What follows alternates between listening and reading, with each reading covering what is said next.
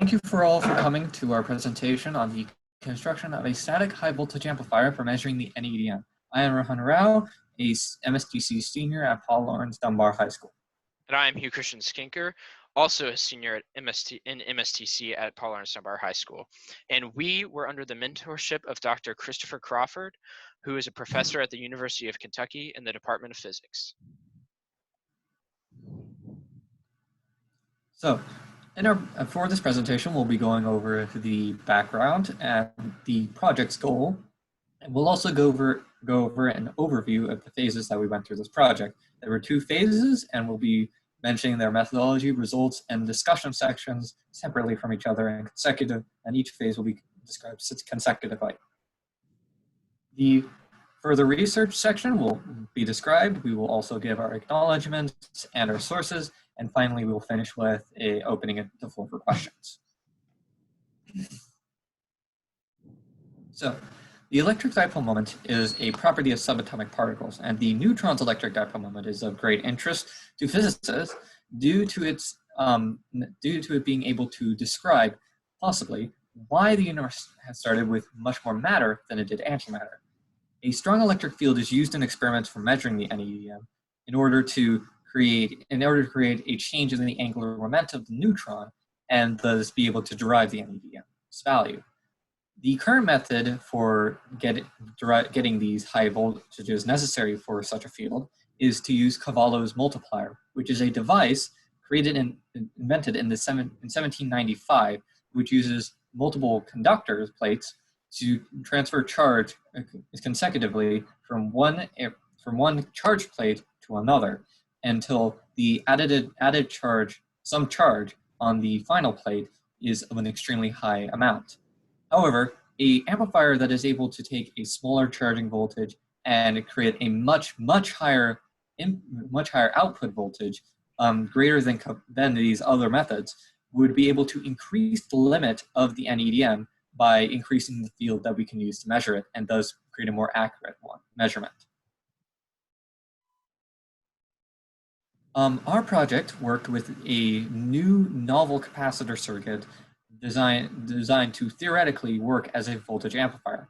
It is shown here in figure 1 with C0, a low capacitance capacitor, and multiple Cn capacitors labeled here as 3 capacitors of C1, C2, and C3. These all have the same capacitance known as C that is much higher than C0. The charging operation is to place voltage on leads to the left of C1. This will charge C1 in parallel with C0. Then the voltage is applied to C2, which will charge it in parallel with the C1 C0 series circuit. Next, the voltage is applied to C3, and so on and so forth for all Cn capacitors. This will apply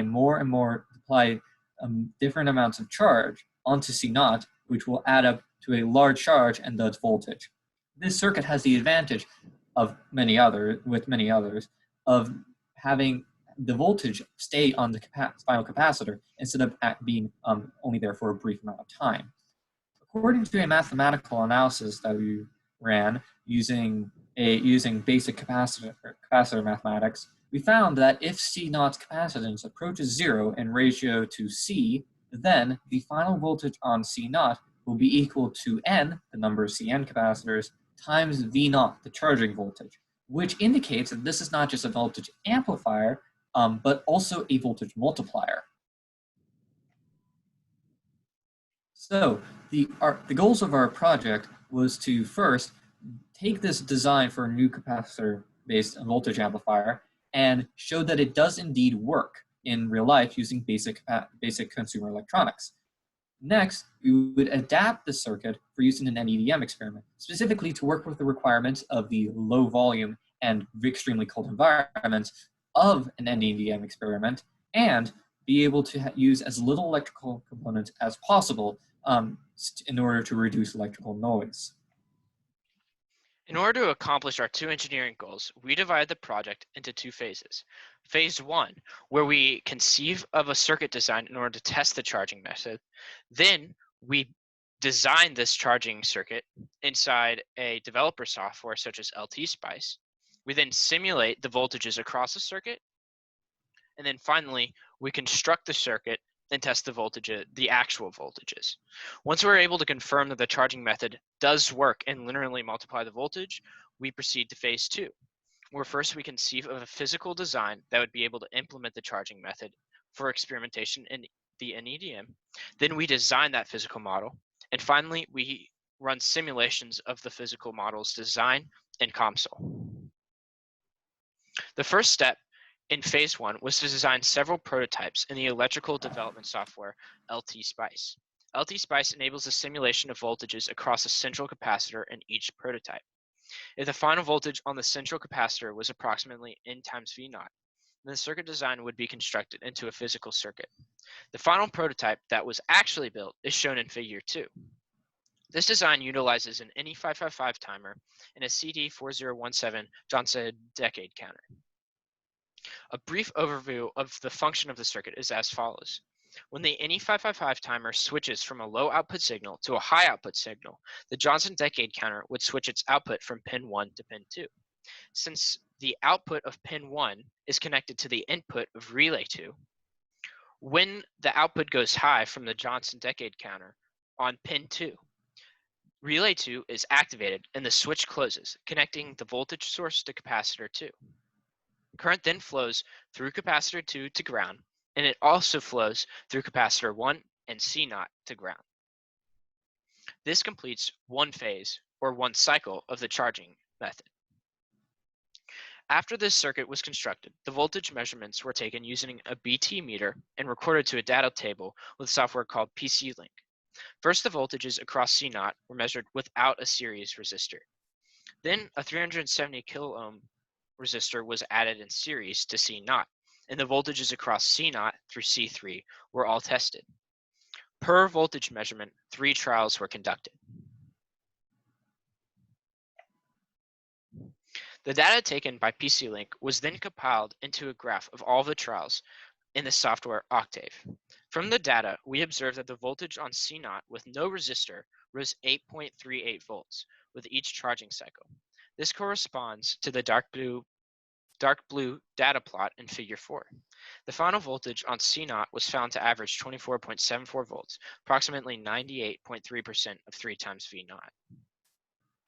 Also in figure 4, you may see other data plots, and these data plots are used to show the consistency of the charging circuit in replicating the charging method. As you can see, all of the voltages on the same capacitor per trial all rise at the exact same time, and this is when the voltage source is switched from one capacitor to the other. There are several things that we noticed from these results. First, indicated by the consistency of the voltage graphs over each trial and the increase of 8.38 volts each trial on C0, we can conclude that the charging circuit actually matched the mathematical analysis of the theoretical charging method and therefore replicated the charging method. Second, when we were comparing the actual percentage of N times V naught, or efficiency, with the expected efficiency predicted by the summation of the theoretical model, we found that there is a discrepancy of around 0.71%. However, this discrepancy could be accounted for with the variance in the actual capacitance values. When we use the actual capacitance values in the theoretical model, we found that the discrepancy was reduced to around 0.39%. However, the small amount of discrepancy that remained was still not significant enough to disprove the fact that the charging method was replicated within the charging circuit and that the charging method actually worked in linearly multiplying the voltage. So, with this confirmation of the basic theoretical voltage amplifier circuit, we went on to the next part of the project, which was to build a device that could work in an nEDM experiment. The design we went with was a screw and capacitor plate stack design. Here, the capacitor plate stack is made up of multiple plates with a dielectric placed between them. This creates multiple parallel plate capacitors between each pair of plates. This has a screw hole down the center, which corresponds to a separately designed screw made of some type of plastic. This has 2 wire holes down the center that each end at a contact that extends out to the edge of the to the edge of the screw thread, shown in figure 4. The idea is to take the wire holes, place wires down them that connect to the contacts, and then charge them with the charging input voltage. Then, when the screw is driven into the screw hole of the stack, the contacts will each interact with will touch a different plate with every pair. This will charge them in the exact same manner as the theoretical voltage amplifier and should but thus amplify the voltage on C0, which will be a final pair of plates on the very top and the very bottom of the capacitor stack. This design was created in Autodesk Inventor, which is a piece of 3D modeling software. Then it was printed using a traditional 3D printer in order to check how it would be affected by the tolerances chosen for the printer's settings, and as well as to see if the design would work mechanically. It also should be noted that while this would work in practice when it was actually built for the screw, this method of production would not work for the stack since it is not supposed to be made entirely out of printing resin. Finally, we ran a COMSOL simulation on the device. While it was intended for it to occur on the whole device so we could show how it would, to see if it would actually amplify the voltage, we were unable to do so due to technical issues. Thus, we instead only were able to simulate the top part of the screw, which is the section from the very top face where the wires enter the screw to the parallel plane that is directly above the first contacts. The 3D printed model of the screw, the capacitor stack, and the screw slice are all seen in figure 5. When the screw is rotated through the capacitor stack, there is no grinding on the threads of the screw. However, there were other problems with the 3D print.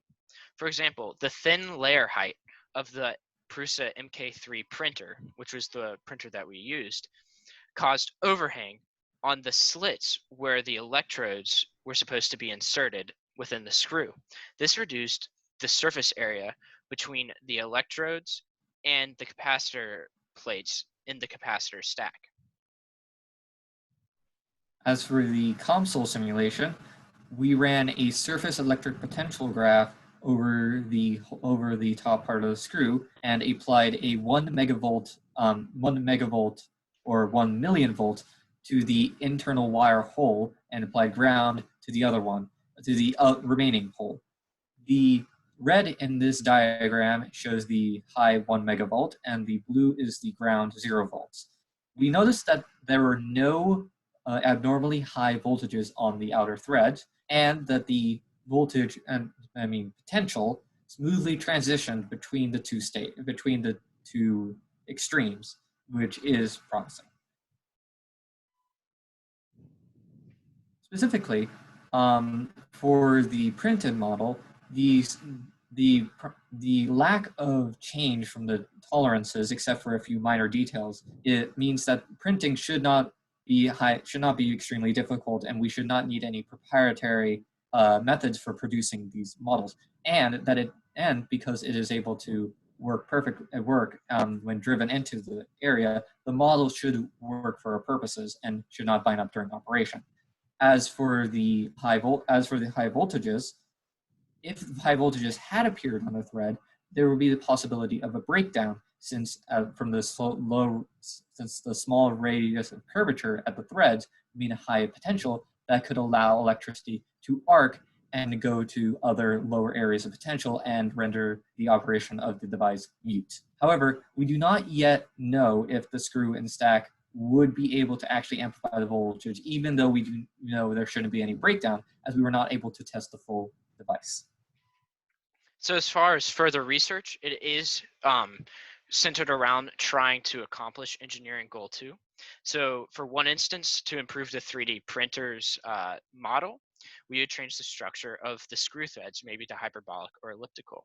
We'd also like to run more simulations on the full screw design, particularly the capacitor stack and the screw and the stack during its operation.